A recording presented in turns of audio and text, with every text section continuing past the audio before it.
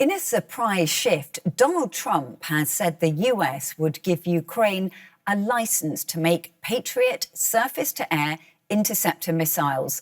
The move could be a game changer for Kyiv and help it defend itself against Russia and, in particular, its frequent ballistic missile attacks. Now, Trump made the offer at the end of the NATO summit in Turkey. We're going to give a license to you to make Patriots. That's pretty cool, right? This way you can't complain that we're not giving them enough. I say, make them yourself. We haven't informed the company of that yet, but that'll work out all right. I'm sure they'll be thrilled. But, they'll be able to do it. You'll be able to figure that out. Most countries couldn't do that. Yeah. If I said that to most countries, they wouldn't know what I'm talking about. But this is a very ingenious group. And what I like about that, it's a defensive situation as opposed to an offensive. Well, listening to that was Gustav Gressel, who joins me now from Vienna.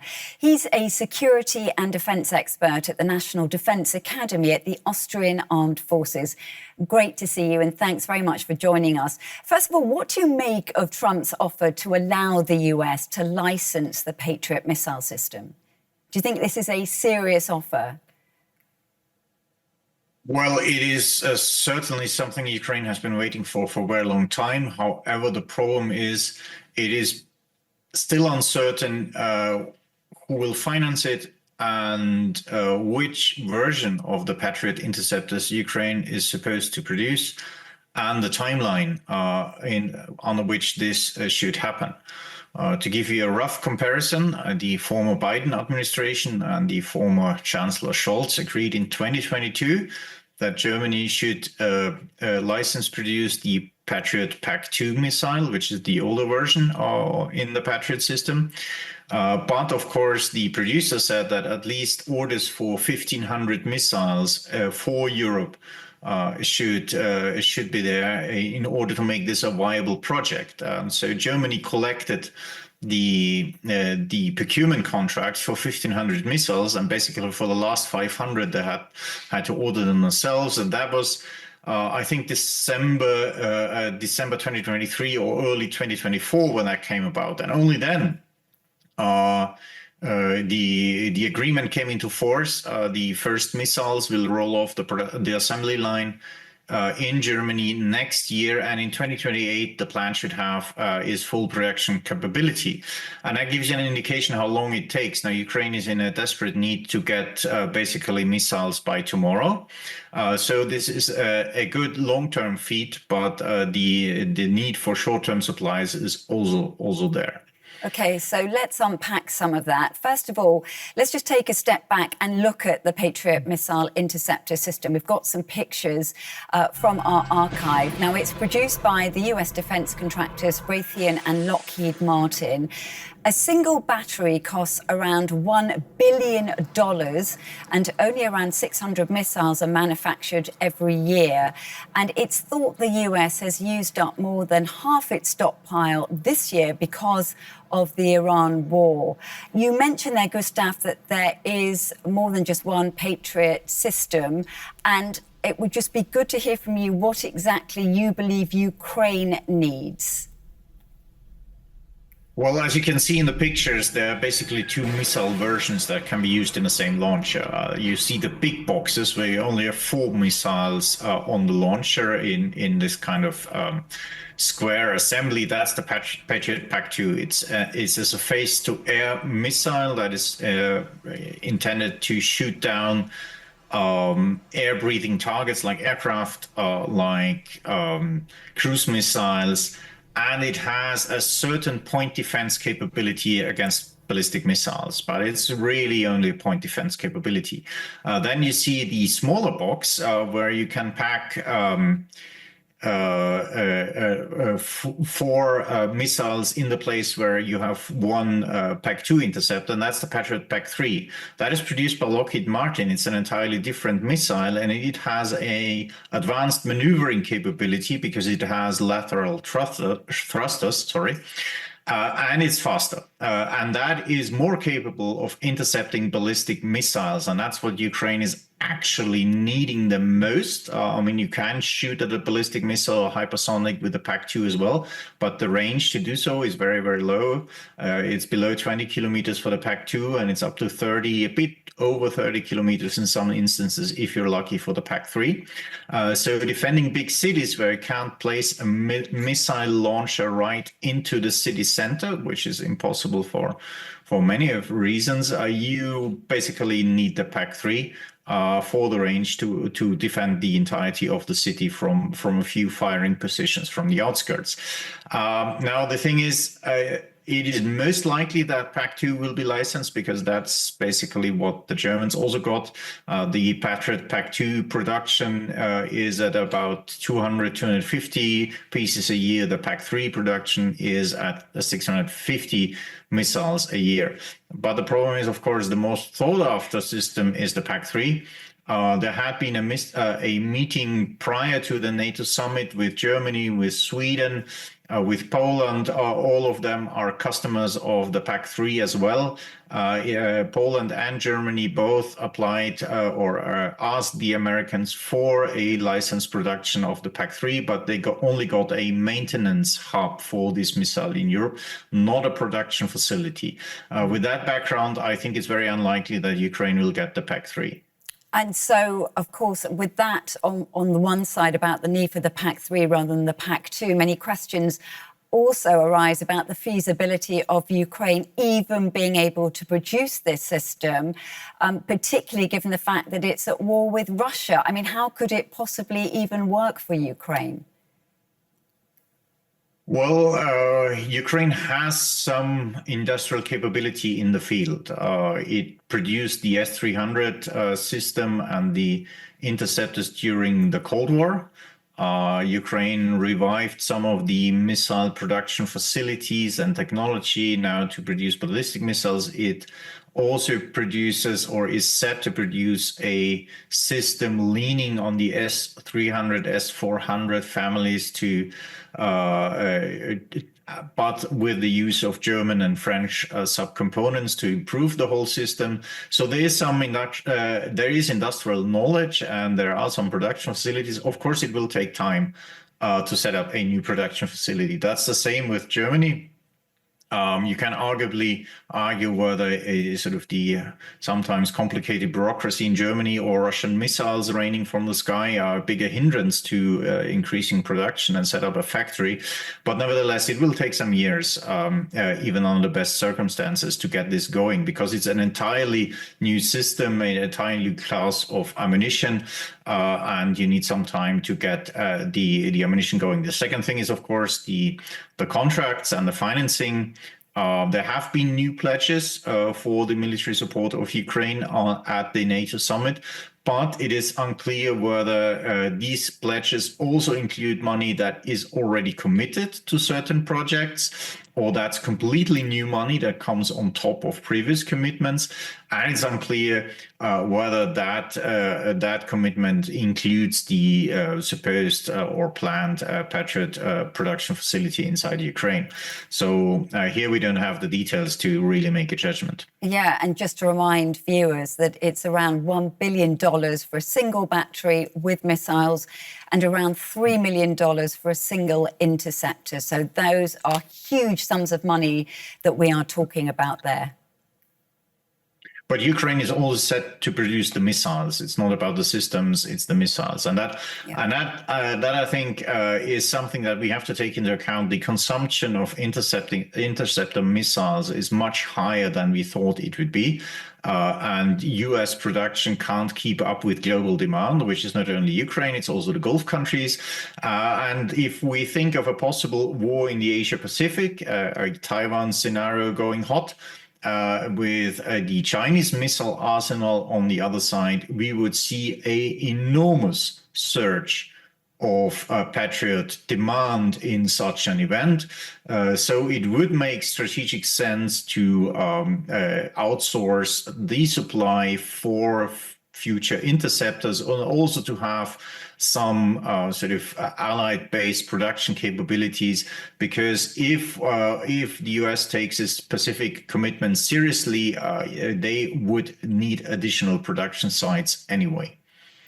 Now, Russia, as we've been saying, has been firing hundreds of ballistic missiles at Ukraine. Earlier this week, Kyiv was attacked and at least 20 people killed. Now, Ukraine said none of Russia's 23 ballistic missiles fired were shot down because of a serious shortage of interceptors. I guess my question is, what would it mean for Ukraine if they could produce their own Patriot interceptors? Would it be a game changer? It would be a serious boost of their defense capabilities. First of all, because it's cheaper to produce them in Ukraine, and it would be a much more reliable supply line that can plan what they're going to get. Because the problem, of course, being dependent on foreign suppliers, on different air forces to give you their equipment, is you actually never know in advance what you're going to get and how you can plan. The problem, of course, is it's not going to domestic production will take some time, and we have a winter to come. And for this winter, the Russians usually strike energy infrastructure, power plants, communal heating systems, and the Russians know that ballistic missiles probably going to get through because there's a shortage of interceptors, and that's going to be a problem here. The Ukrainians try to get European missiles from European stockpiles. They promise that those countries that donate Patriot missiles right now, they will get Ukrainian already paid, committed, and under production missiles that are due to be delivered next year, so that they can refill their stocks. And I hope that Ukraine will get quite some defensive interceptors for this winter campaign. And the other thing, of course, Ukraine tries to strike Russian defense industry. They struck some plants that are crucial for the production of these Iskander ballistic missiles.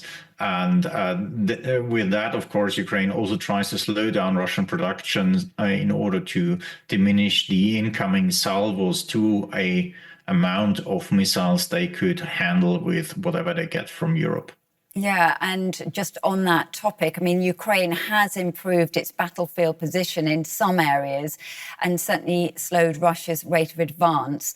It would be a good time now, I think, just to listen to the Ukrainian President Volodymyr Zelensky, who was speaking as well at this week's NATO summit about how he believes Russia can be forced into peace negotiations. Let's just have a listen. We feel that we are more strong on the battlefield.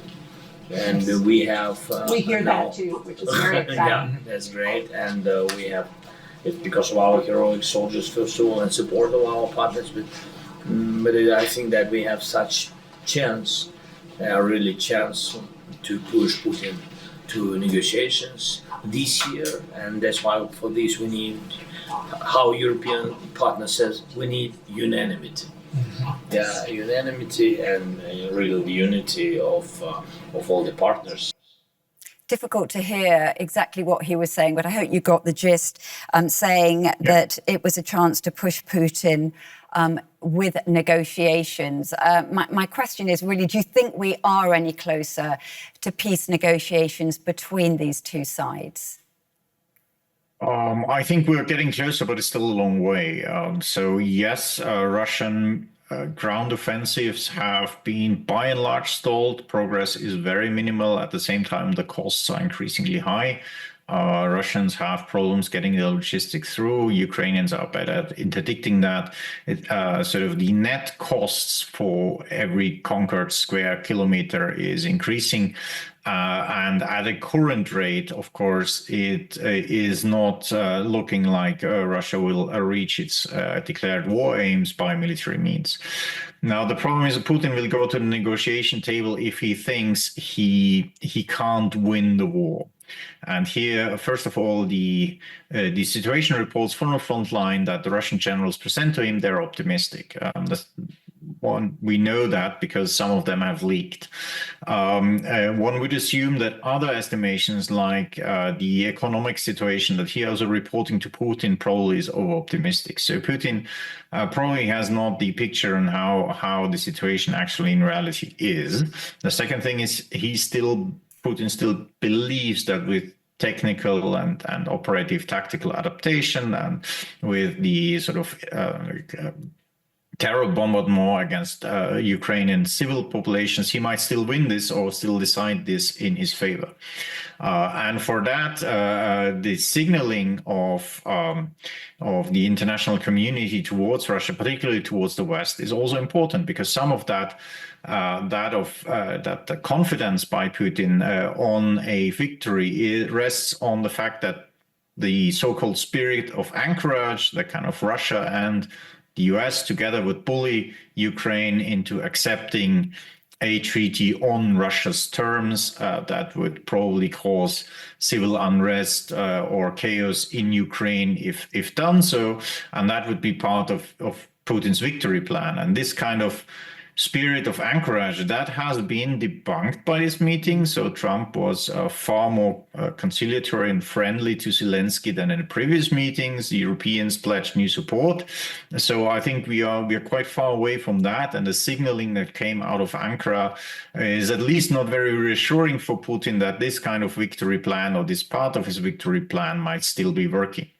That doesn't mean that he will quit the war by tomorrow, but at least he got some sense that it might be more difficult than he thinks it is. Yeah, and you did just mention there Trump's, certainly his behaviour towards Zelensky. I mean, we could say it was markedly warmer, certainly than on previous occasions. Why do you think that was? Trump has a respect for what he thinks are strong leaders, that we see with his dealing with Xi Jinping, with Putin, with Erdogan, etc., with Kim Jong-un. It's the strength that impresses Trump, and he basically thinks that most Europeans are softies, and he thought that Ukraine would be just a country dependent on US aid and would be about to lose the war. And now, of course, Zelensky showed that no, that's not the case, that Ukraine is strong on its own, that they have a great capability to resist. And that impressed Trump. It's strength, and so Trump doesn't believe, or not to the extent believe, that Ukraine is destined to lose the war, and might actually be winning something. And Trump likes winners, so that changed his attitude. Still, I don't think that Trump has really a cohesive and coherent plan on what to do about the war. About the gut feeling, if I may say so, the gut feeling about Ukraine, that certainly has changed. Yeah, fascinating. Gustav Gressel, security and defence expert at the National Defence Academy at the Austrian Armed Forces. Thanks very much for joining us. Really good to talk to you and to hear your thoughts about all of that. Thank you very much for having me. So what do you think about Ukraine's air defences? Would Patriot missiles be a game changer? Could they ever be produced in time as Ukraine's war with Russia drags on? We'd love to hear your comments. Do please put them in the chat. And if you haven't already, do subscribe to our channel. Of course, you can find all the latest news and analysis on our website and across social media platforms. Until next time, goodbye.